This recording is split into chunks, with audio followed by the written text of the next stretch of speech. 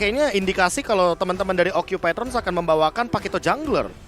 Dengan melakukan ban terhadap Chow, karena kita tahu sendiri ketika nanti Pakito terkena Way of Dragon oleh Chow, ini agak sedikit terhentikan dari serangannya dan itu akan mematahkan ritme dari permainan Pakito sendiri. Ya, memang bakal menjadi salah satu rumor yang cukup menyebalkan sih ya dengan adanya Chow.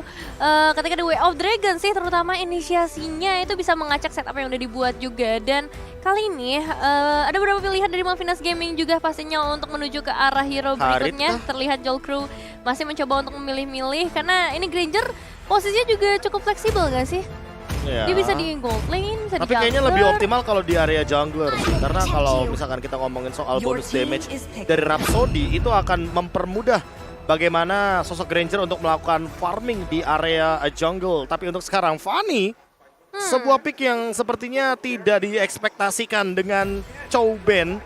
Yang sebenarnya sudah menuju kepada satu sosok Fanny yang sepertinya minim sekali untuk dari sisi power crowd controlnya.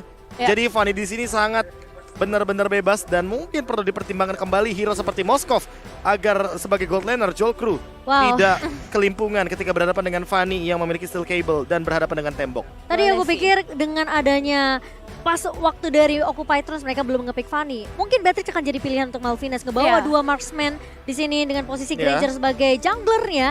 Tapi ketika ada Fanny, seperti yang KB bilang, Moskov ini bisa jadi pilihan untuk Malvinas Gaming.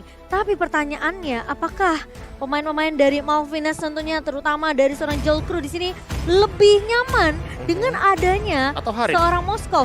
Harit bisa jadi pilihan juga tentunya. Tapi Lunox. Lunox gold lane. My God. Ya, Lunox gold lane karena ini bukan pertama kalinya Jolcrew menggunakan metode ability power carry di area gold lane dengan magical damage yang begitu tinggi. Dan memang ini adalah salah satu metode yang sempat populer juga beberapa kali di group stage. Harit dan Lunox ini emang salah dua hero yang untuk sekarang memang paling tepat untuk berada di area gold lane ketimbang untuk dulu kan masih ada Lilia tuh. Cuma Lilia sekarang kayaknya lebih populer di area mid lane. Oke, ini cukup menarik tentunya dari Malvinas Gaming yang lebih bisa dibilang mereka nggak mau terlalu kesetir juga oleh permainan dari Occupy Trons. Dari segi draft pen and picknya mereka lebih gimana caranya untuk nge-counter, apalagi dengan Fanny pick di sini. Mereka mau menangin match up early-nya. Betul. Biar nantinya Cloud-nya nggak farming dengan bebas dan tidak mendapatkan golden staff yang sekarang begitu mahal sekali untuk efek-efeknya, apalagi sampai maksimal attack speed-nya 500%. Jadi anggapannya ini akan ada rotasi yang cukup agresif harusnya dari Malvinas ke arah gold lane-nya. So kita bakal melihat seperti apa untuk match terakhir kita di lower bracket, Middle East dan Peru di sini yang akan menentukan nasib hidup mereka di lower bracket. Iya, sebabak lower bracket, babak yang dihindari oleh semua tim pastinya. Tapi kali ini harapan terakhir mereka harus benar-benar memberikan yang terbaik dengan positioning yang langsung aja kita saksikan bersama-sama. Prince Front yang tadinya kita prediksi akan menggunakan hero-hero tank jungler, tapi kali ini bergeser ke arah marksman dan pastinya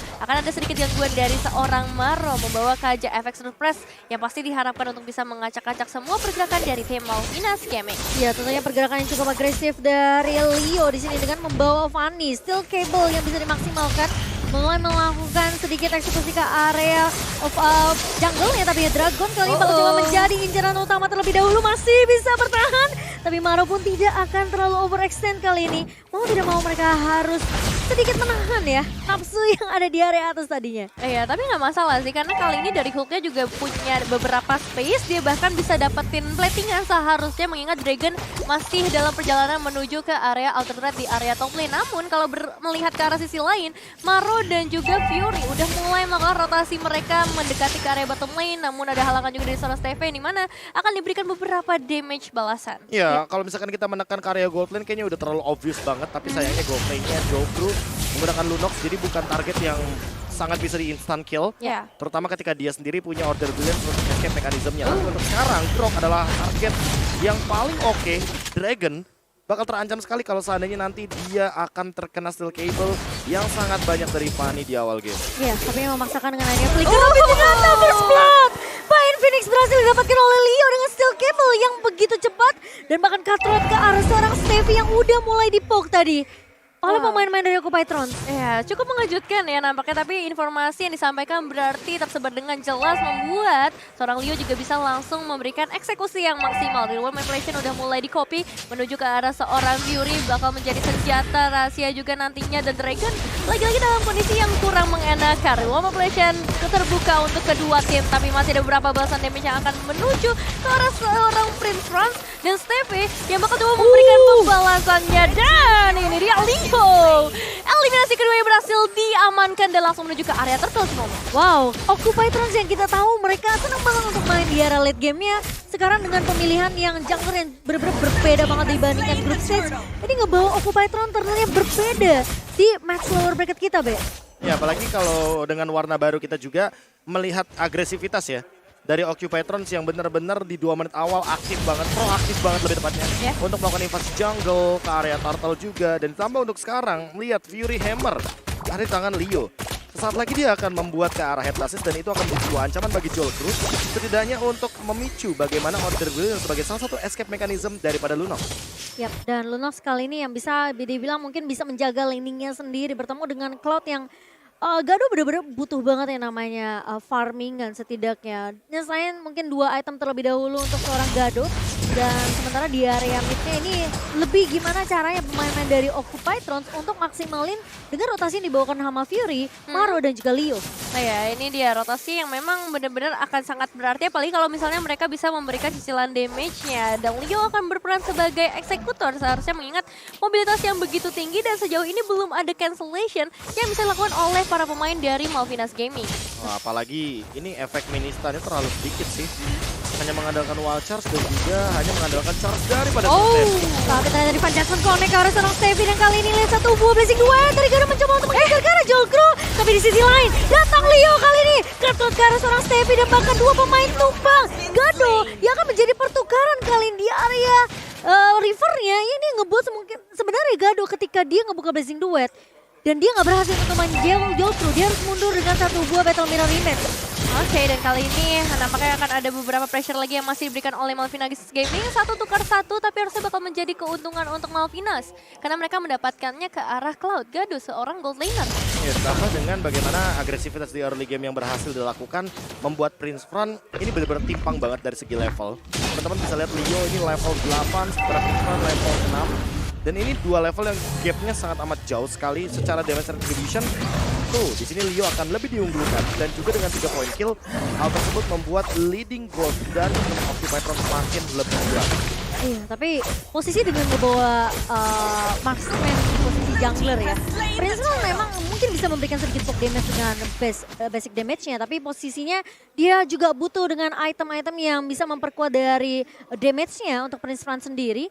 Sementara posisi dari Steffi yang udah tumbang 2 kali, ini susah banget buat dia untuk nyari 1 buah momentum dengan 1 buah Newman Blast, Be. Karena posisi dari Leo ini bisa datang kapan aja. Ya, ditambah walaupun Leo ini bisa datang kapan aja, ini cancellation-nya terlalu banyak sih. Ada Maro, ada Hulk, terus Fury 77 juga. Di satu sisi dia punya Terrify Effect. Terrify Effect itu malah bisa menghentikan beberapa kali Steffi dan juga Dragon dalam melakukan sebuah inisiasi. Dan bahkan di posisi Malvinas mereka nggak punya stopper yang banyak. Mereka cuma punya Iya. wall charge dari Dragon. Dan bahkan ya kalau misalnya Harley ngebuka 1 buah Real Manipulation yang sangat on time, itu baru mungkin bisa jadi bahaya nih. kunci. Maro punya flicker. Oh, dan kali ini bakal langsung coba untuk ditarik aja. Gado berhasil mendapatkan eliminasi yang ia nantikan sedari tadi. Malaysia langsung dibuka juga oleh kedua pemain, tapi Steffi masih bisa selamat di bagian belakang dan Prince Franz harus berhasil kembali lagi ke area base karena penyerangan dari Occupy Throne sih benar-benar agresif banget. Sedari tadi mereka menunggu dengan sabar di area semang-semang dan langsung melakukan inisiasi dengan sangat amat komitmen. Justru sekarang Occupy Throne yang mengincar ke arah bawahnya dan Steffi mencoba untuk menahan terlebih dahulu dengan adanya sedikit basic damage yang diberikan oleh Gado di sini. Dan Art of Thievery tentunya yang bisa mendapatkan stack dari seorang Gado. Coba dikumpulkan terlebih dahulu. Steffi bakal harus bermain sedikit lebih pasif kali ini. Karena lagi-lagi kunci dari Occupy Throne adalah Divine Judgment dari seorang Maro dan bahkan Dragon. Yang tadi kami udah sebut ini bakal jadi makanan untuk pemain-pemain dari Occupy Throne. Iya pasti, karena hanya ada wild charge sebagai defensif dan itu juga harus dipertimbangkan untuk melakukan inisiasi atau melakukan sebuah defensive mechanism. Untuk sekarang, Hook memenangkan match up di area laning phase, dan begitu juga dengan Gadu yang sepertinya akan memberikan tekanan di area bottom lane namun Maro. Oh, Red Flash yang kembali lagi dibuka, Maro harus kembali hilang. Dengan adanya inisiasi yang begitu pasti, Leo mencoba memberikan pembahasan nampaknya atau setidaknya pukulan mundur kepada para pemain Malvinas Gaming karena ini adalah saatnya untuk mendapatkan ke arah turtle baik untuk Occupy Thrones ataupun untuk Malvinas Gaming. Masalahnya levelnya masih ada 2 gap sih, jadi kayak bukan waktu yang tepat sekali untuk Malvinas Gaming ketika kita ngomongin soal objektif turtle. Namun beda cerita kalau seandainya Fanny-nya bakal sibuk sama Marble Buff, dan itu adalah timing terbaik kalau misalkan teman-teman dari Malvinas Gaming mau melakukan kontes terhadap objektif yang tersedia, karena dengan 4.000 gold yang tersisa, kayaknya Maro Hulk berdua aja udah bisa mengacak-acak di lini depan. Iya, tapi kali ini lihat Hulk-nya bakal ditumbangkan, diculik oleh seorang Jolkru dengan satu buah. Oh, Brian udah dapat kali dari Prince Franz-nya tumbang di tangan seorang Leo. Set up satu buah Numen Blast terkena 2 pemain, 3 bahkan. Dan Dragon terjebak di area dalamnya dan bahkan Leo berhasil untuk dapetin double kill. Masih mau lebih dari seorang Leo, tapi Jolkru berhasil untuk mundur dengan satu buah flicker kali ini. Wow, memang nggak ada perebutan ke arah objektif, tapi kali ini perebutan elimination yang dilakukan oleh kedua tim dengan efek surprising yang diberikan oleh Malvinas Gaming terasa memang mendapatkan satu pemain, tapi ketika Leo-nya udah mulai beraksi itu menjadi satu hal yang sulit untuk dicegah atau dihindari dengan damage yang udah terlalu sakit berdasarkan item yang dibawa. Ya, apalagi ditambah dengan hadirnya Genius One ya, jadi otomatis tadi Numenon Blast-nya memiliki damage. Dan secara mungkin kita melihat Fury 77 yang membuka terlebih dahulu untuk Numenon Blast-nya, makanya Steppy tidak bisa melakukan Numenon Blast terlebih dahulu kepada teman-teman dari Occupy Thrones.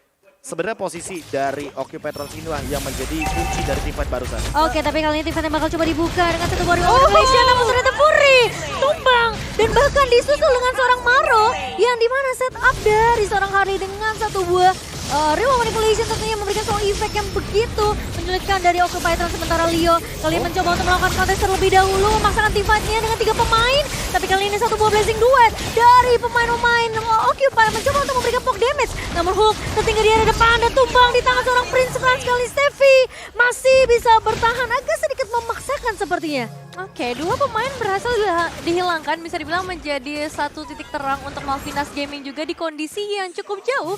Perbedaan sampai ke arah 3.000 gol, tapi akan mereka coba untuk kejar sebentar lagi. Maro juga akan langsung bertemu begitu saja. Tarikan divine jump-nya berhasil connect ke arah seorang Prince Franz, tapi masih dari Manipulation dari seorang Harley yang berhasil menjaga dan bahkan Prince Franz yang harus hilang 16 dibuka juga. Fury masih dalam suatu pengejaran mencoba untuk kembali lagi dan tabrakan dari seorang Dragon yang berhasil connect ke arah 2 pemain sekaligus Cimomo. Flicker bersama dengan Wild Charge yang setidaknya membuat Malvinas kalian dapetin trade-nya. Dan kali ini dengan adanya Lord yang tidak bisa dikontes juga dan bahkan tidak bisa dipok oleh Occupy Thrones, ini ngebuat kedua tim harus ngeriset lagi. Setidaknya dengan satu buah inisiasi yang begitu mengejutkan dengan Dragon, di mana satu buah Wild Charge ini yang ngebuat tentunya pemain-pemain dari Occupy Thrones tidak menyangka hal tersebut. Tapi kali ini dibuka Burst Fighter-nya, lihat sakit banget kayak sesal dari seorang Jolkru. Dan Maro lagi-lagi mencoba untuk setidaknya ngasih presence saja, kayak ini belum tentu loh dia punya defense adjustment karena defense adjustment sempat dipakai tadi di area bawah. Ya, ditambah dengan untuk sekarang posisi di menit yang ke-10 ya. Ketika Prince Franz tertumbangkan, otomatis Malvinas Gaming tidak akan bisa melanjutkan bagaimana team fight di area Lord-nya. Jadi mau nggak mau ini antara Leo-nya yang harus di pick off terlebih dahulu atau Prince Franz-nya terlebih dahulu yang bakal di pick off. Karena kalau misalkan gak ada Jolkru di dalam team fight, setidaknya Malvinas Gaming masih ada pemegang Retribution. Walaupun kita tahu sendiri Jolkru ini cepat banget untuk melakukan setup ke arah Lord. Karena satu kali Chaos Assault aja dia akan memberikan 2000 damage magical. Dan itu benar-benar akan meningkat seiring berjalannya waktu dengan penambahan HP dari Lord-nya. Lock of Destiny, ada banget landing kanji tapi tiba-tiba Dragon terjebak. Steffi ngebuka satu buah Numen Blast namun tidak mengenai siapapun. Sepertinya hanya dipakai untuk melakukan zoning ke arah Occupy Thrones. Tapi masalahnya Dragonnya udah tumbang terlebih dahulu di area mid-nya tadi. Ya, itu masalah utamanya. Ketika nggak ada Dragon otomatis nggak ada damage tambahan dalam bentuk fisikal. Dan ini akan menjadi sebuah malapetaka kalau seandainya nanti Occupy Thrones akan coba untuk langsung menuju ke arah Lord. Karena mau bagaimanapun Steffi gak punya ultimate. Dan bahkan kali ini dibalikan Yuri cancellation barusan. Oke, tapi kali ini Steffi gak berhasil untuk ngencuri siapapun. Dan bahkan pemain-pemain dari Occupy Thrones mencoba untuk dipaksa pukul mundur. Jolkru mulai datang kali ini, Starblood lebih dengan soft order dari seorang Jolkru. Mencoba untuk menumbangkan Maro dan itu dia yang diincar oleh Jolkru. Sementara masih mau lebih, masih punya Chaos Soul. Hawknya tumbang juga. Sementara Gado di area belakangnya mencoba untuk ngedapetin Lord. Tapi Leo mencoba untuk bertahan. Dan bahkan Leo berhasil untuk mendapatkan Lord Slain by UBS. Tapi double kill diamankan oleh seorang Dragon kali ini. Wow, 4 pemain harus hilang di tangan teman-teman dari Malvinas Gaming. Memang Lordnya harus direlakan, tapi setidaknya mereka bisa melakukan pertukaran ke arah mid. Outer turretnya tetap harus berhati-hati untuk Malvinas Gaming sendiri, menunggu adanya kehadiran Lord dengan 5 base atau turret aja yang mereka miliki. Mau bagaimanapun tadi itu adalah sebuah Snatching Lord yang begitu mahal. Dengan gaya lebih tepatnya. Apalagi dia sempat recall karena dia tahu nggak ada energi lagi, nggak ada jalan keluar. Alhasil dia kayak pasrah aja di depan sana. Namun yang perlu diperhatikan adalah Leo akan menuju ke Blade of Despair. Jadi mungkin Prince Fran dan juga Jolkru harus lebih siap sedia lebih tepatnya. Ketika nanti akan ada serangan dadakan daripada Fanny yang bisa terbang dengan menggunakan 2 steel cable-nya. Oke, tapi Endless Battle di tangan Prince Fran untuk 3 damage. Dan bahkan mungkin sedikit wastil kali ini untuk seorang Prince Fran. Dengan damage yang mungkin bisa dibilang ini asal positioning dari Prince Fran gak gampang terculik.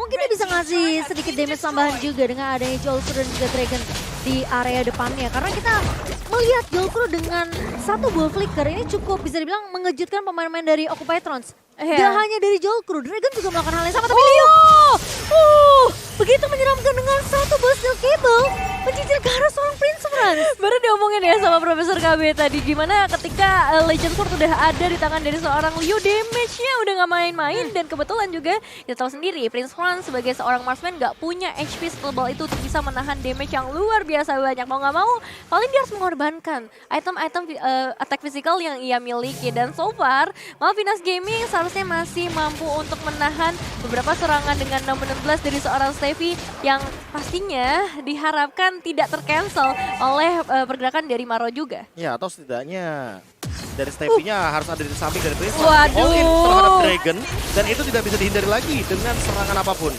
Freestyle dulu bosku dari seorang Leo dan kali ini Leo tidak tertangkap.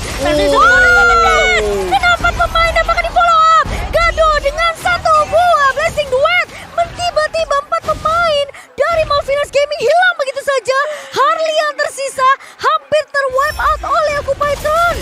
Wow, senjata makan tuan tapi belum berhenti sampai di sana ada Harley dalam bahaya besar. Leo-nya tumbang. Malahan Harley yang selamat kali ini. Gak ada minion wave yang tersisa membuat Occupy Thrones harus lebih sabar lagi nampaknya. 1 minion saja apakah akan cukup untuk bisa mendapatkan 1 poin pertama mereka dari Occupy Thrones. Dan hilang sudah 3 pemain dari Occupy Thrones membuat Malvinas Gaming punya nyawa yang lebih banyak lagi. Astaga, itu benar-benar Dragon dengan flicker. Wow, charge.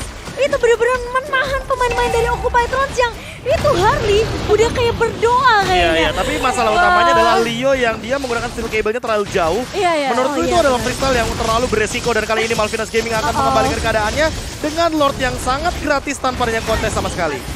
Wow. Kali ini Fury yang tadi udah nge-copy dengan satu buah Newman Base dari Steffi itu udah jadi jawaban buat Occupy Thrones. Mereka bisa sebenarnya kalau mainnya disiplin ya, Be ya. Iya, tapi masalah utamanya adalah ketika ya mungkin itu adalah sebuah freestyle yang terlalu berlebihan.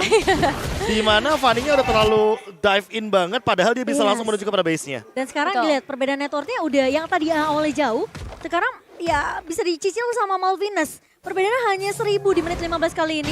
Dan Malvinas tentunya mereka sepertinya sudah mulai mengamuk dengan freestyle-freestyle yang dibawakan oleh seorang Leo. Dan kali ini mereka tidak mau bisa dibilang mengalah begitu saja. Lord yang sudah diamankan kali ini. Tapi ternyata Maro flickernya mencoba untuk mundur tapi ternyata Maro tumbang. Dan bahkan kali ini lihat dari Maro mencoba untuk bertahan. Fury pun harus hilang di tangan seorang Dragon. Leo mencoba untuk melakukan endgame di area base-nya. Namun Leo tidak mau mengalah begitu saja. Oh my god, what a match. What a game. Wow.